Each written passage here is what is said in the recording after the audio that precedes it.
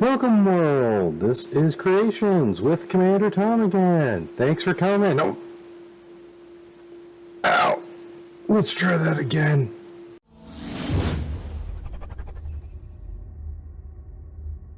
Hey guys, thanks for sticking with me again. Today I want to show you a little thing that I came up with to help with you farmers out there. Take a look at something I've come up, but before I show you what it is with my, as you read by the title, Frostwalker Detector, let's give you an idea of why I even built this thing.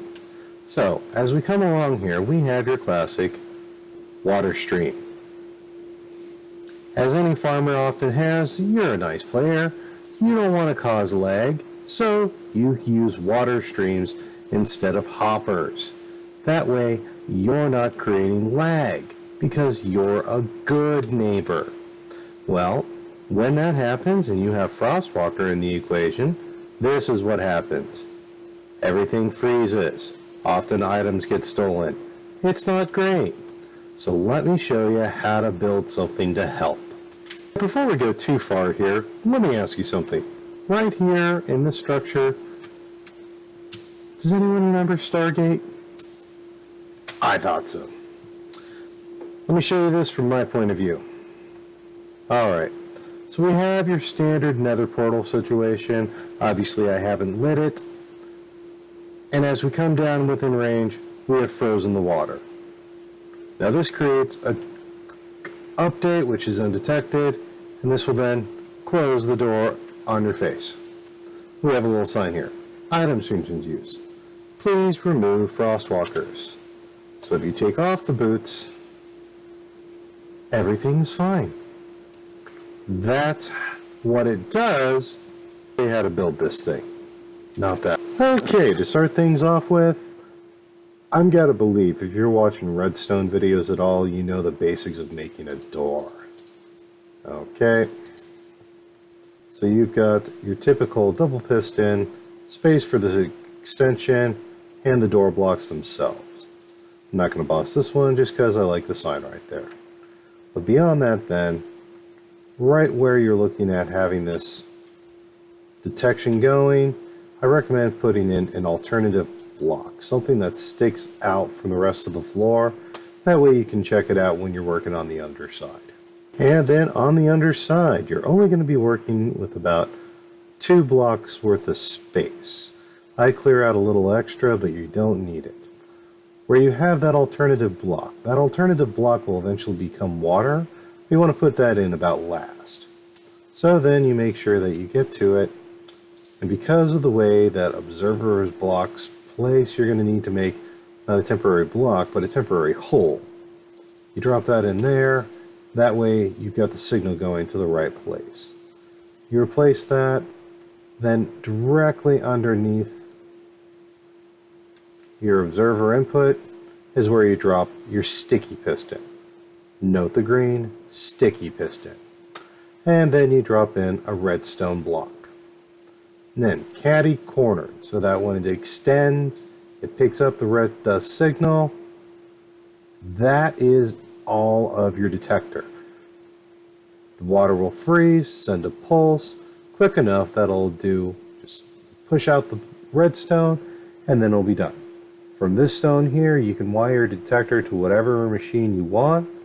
Today, we're building, of course, are building a Frostwalker detector door.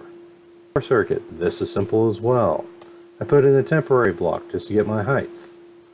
And then I get rid of it. Then I move my slabs over. And you're going to have 1 slab on this side, 1 and 2 on this side. And you can tell we're getting close to our door circuit up here. Again, a couple of blocks, nothing major. Drop 1 block in here. For anyone's curiosity, I use granite because it's a block that's not used hardly ever. It's not exactly the prettiest. It sticks out, but I like to use it as my redstone wiring color because I'm always covering up my redstone anyway. The polish does not occur in nature hardly ever, so if I'm mining and I come across it, I know, hey, that's a redstone build. I want to leave this circuit alone. And believe it or not, that is actually the build. And let me give you a view of the cross section here.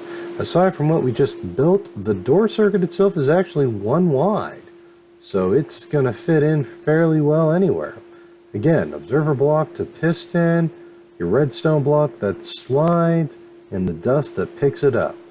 From there, we're simply picking it up onto a slab line that runs into blocks with torches.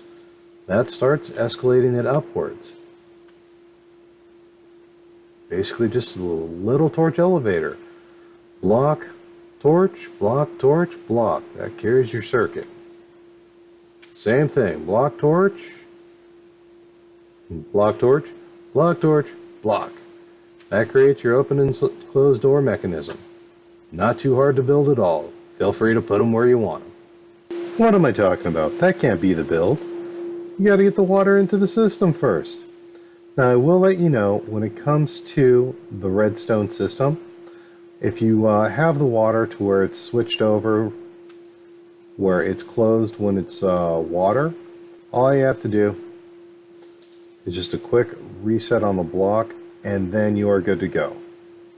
Now you'll notice we're fine and we'll give her a test run. And you'll notice I put a nether portal here because I think it makes the most sense, especially when you start playing on servers or you're traveling to any sort of group situation where someone may not know that you have water streams. Chances are you're going to travel by nether portal.